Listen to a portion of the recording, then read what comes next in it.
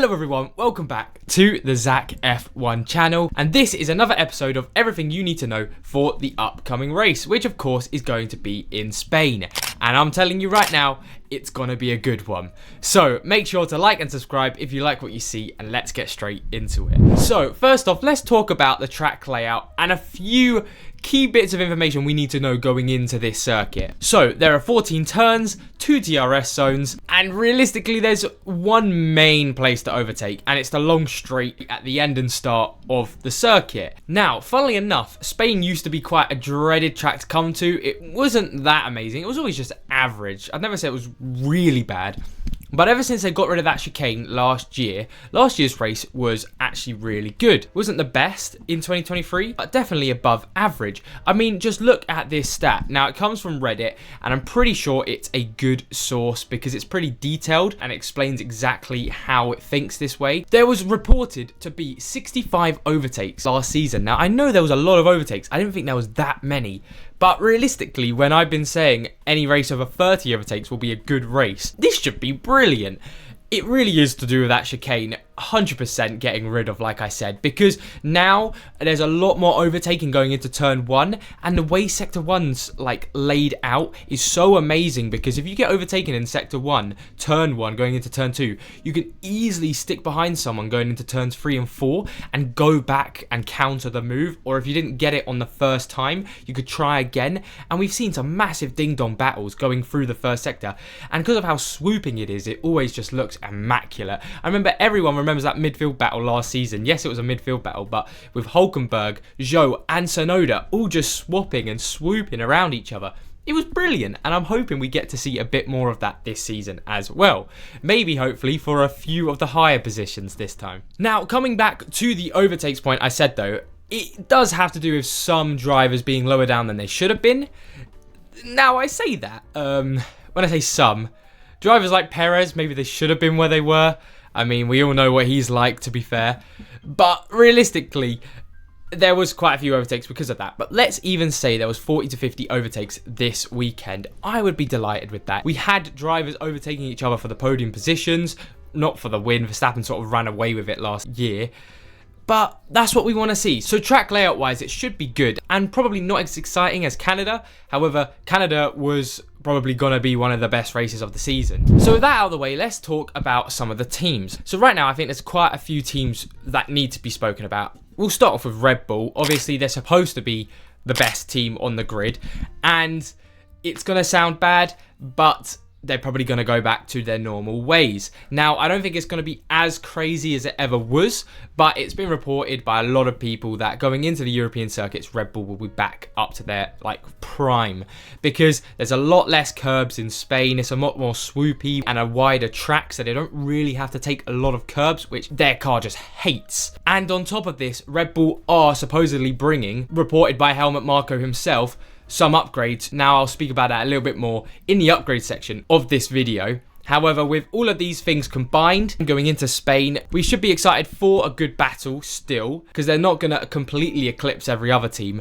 but I do think Red Bull are going to go back to being the favourites, with Verstappen probably getting pole, at least. But then we get on to Mercedes. Now, obviously, Mercedes had an amazing Canada, coming 3rd and 4th. Now, they were a little bit disappointed, of course, because they could have won the race. They could have done a little bit better, but they really showed that they're back in this season, ready to fight. There really is a big four. Aston Martin have been pushed out, and it is Mercedes, McLaren, Ferrari, and Red Bull, and then everyone else, basically. But for me, I really do think this is going to be a bit short-lived. Now, when I say short-lived, I don't think they're going to be going back to being 7th and 8th perfectly, with a massive gap to like the V-Carbs, but then a big gap to the Ferraris and McLarens. I still think they'll be able to mingle with a Ferrari or a McLaren if one of them's having a bad race, but I don't think they're going to be fighting for podiums. I really do believe if a Mercedes gets a podium this weekend, I will do a 10-kilometer run, which I don't think I've ever done in my life, 5 kilometers at max, because I'm so adamant that Mercedes will do well. I could see them getting a P4, a P5 maybe, but they're getting between P4 and P8. Guaranteed. If they don't, I'm in big trouble. Then again, obviously, we knew this team was going to come up as well, and it's Ferrari. Now, I think everyone's going to be talking about Ferrari this weekend, and with good reason. I mean, Ferrari, I haven't spoken about Red Bull and Mercedes also bringing upgrades, but Ferrari are supposed to be bringing the biggest package of upgrades to the Spanish Grand Prix. Again, I'll talk about that in the upgrades part of the video. However, with how they really crumbled in Canada, they need to pull their socks up and make sure they don't do the same in Spain. Because if they do the same in Spain, which is a track very much shows everyone's average pace with how many low, medium and high speed corners there are on this track, they really need to show that they're a podium contender. And I do think they'll do that because with these upgrades, like I said, the biggest package coming on the grid, I expect them to be fighting for that second, third, fourth, fifth position area, both Leclerc and Sainz. And hey, this time as well, they can't get the strategy wrong because if they put the hard tyres on, it won't be on the wet, so they won't be losing 20 seconds a lap. So that's another added extra to Ferrari's hopeful dreams going into Spain. So now that I've talked about the teams that really need to be spoken about, let's talk about the upgrades because a lot of teams are bringing upgrades. Now, mainly it is the big teams. We'll start off, like I said, with Red Bull. Helmut Marko said there would be upgrades coming to the Red Bull. It's believed to be to do with their suspension because obviously they've been complaining about curbs and they've been complaining about their race pace by the end of the races because they really do seem to drop off. We saw in Imola, Norris just had this massive boost of pace, and it wasn't really because the McLaren had a lot of pace more. It's just the Red Bull kind of dropped off with tyre deg.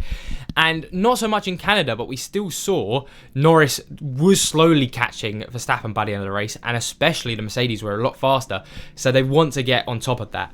But to be fair, it's anyone's guess if it actually is the suspension. We'll see in practice, but it will be exciting to see anyway what Red Bull bring to Spain. Then we have McLaren bringing upgrades. I haven't really spoken about them that much in this video because I sort of expect them to be doing exactly what they've been doing in Imola, Monaco and Canada in Spain. They should be around that podium contention, probably second or third fastest car. But again, they should be bringing upgrades. Now, they're not bringing a big like upgrade package. They're just bringing small upgrades to various bits and bobs on the car. Again, what bits and bobs on the car they'll be, they haven't really specified. So again, keep an eye out for the practice sessions because they'll probably be running these.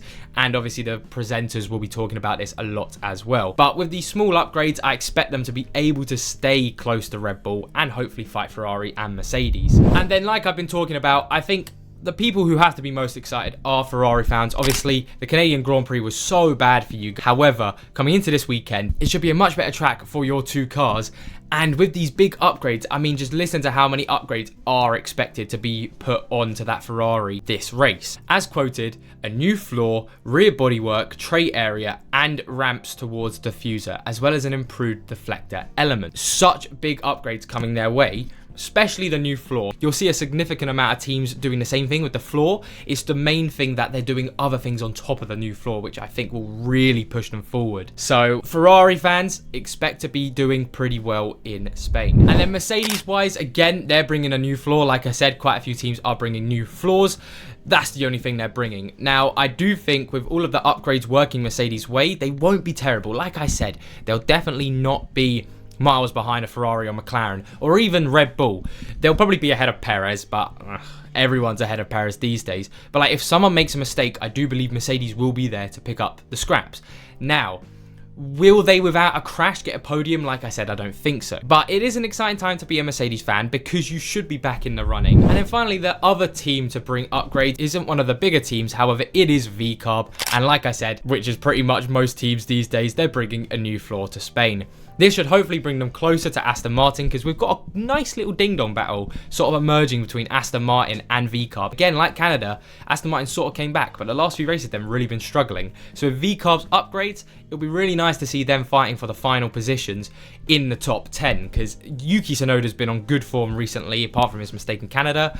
Daniel Ricciardo seems to be doing really well in qualifying at the minute. And then obviously you've got Fernando Alonso, and Fernando Alonso is just him, isn't he? So he can always put a shift in. But overall, a lot of teams bringing upgrades. Exciting to see all the big teams bringing upgrades because it should be even closer at the top, even though I still think it's going to be Red Bull dominant. I expect Ferrari to be the second best, then McLaren, then Mercedes. I tell you what, it's going to be close, like in Canada, where the pole position times were so tight. But anyway, what do you guys think will happen in the Spanish Grand Prix? Because that is everything you need to know before watching the Spanish Grand Prix this weekend. I can tell you I'm really excited for it. Obviously, the overtakes, big teams bringing upgrades. I just think it's going to be an amazing weekend with some good racing, which is all we really want to see as F1 fans. So thank you all so much for watching. I hope you enjoyed this video, and I hope you all have a good rest of your week. I'll see you later for another F1 video. Bye bye.